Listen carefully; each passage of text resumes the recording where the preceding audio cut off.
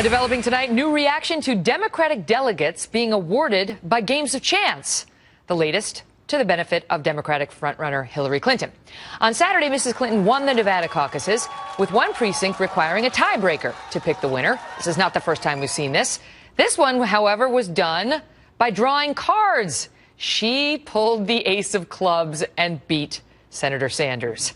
Judge Andrew Napolitano is Fox News' senior judicial analyst. This is done pursuant to Democratic Party rules. We saw the same thing in Iowa, where several of the precincts were decided by coin toss. Originally, we were told she won all 7 out of 7. Now, today, we found out it's actually she only won half. At the time, I said it cannot be possible. There's no way she won half, because they said she chose tails every time, and tails never wins. Right, but it did seem as though she won 7 out of 7. Now she's won 4 out of 7. So can he challenge this as like mumbo jumbo? I don't think he can challenge it. When you submit your petition and your name goes on the ballot, you sign a bunch of agreements, one of which is, if there's a tie, here's how we're going to break it. In the rest of the world, they draw names out of a hat or they flip a coin. In Las Vegas, they pull a card out of a deck of cards and you agree. There's no appeal from that unless there was some corruption in the act of pulling the card. I think there should be some skill involved. I think they should make them Rochambeau.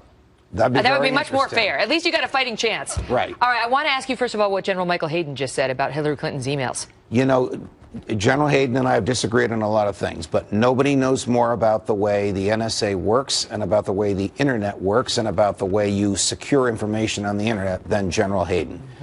He just indicted her, lowercase I, by arguing the unbelievable significance to the enemy, even to our allies who want to get a leg up on us, of having the Secretary of State of the United States use a non-secured server for 4 years and the president being aware of it. He raises a good point about where were the career State Department employees to say, Madam Secretary, you can't do this. With all due respect to your convenience, you can't.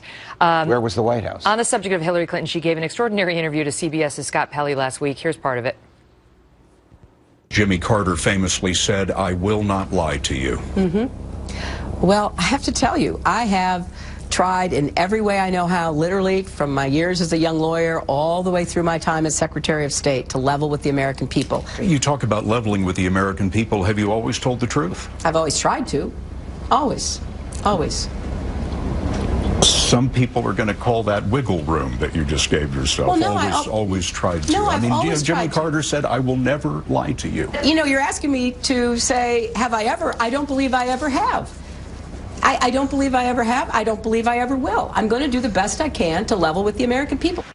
Still feel uncomfortable. She not only lies, she lies about lying. And Scott Pelley had to coax her into the truth. Wouldn't it have been a lie for any presidential candidate to say, I've never lied? I don't believe all of them lie.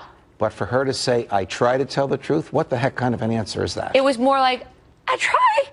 I try. Remember, we said that the voice goes up. It's a tell, Judge. It's the worst number she gets in all the polls. Dishonesty.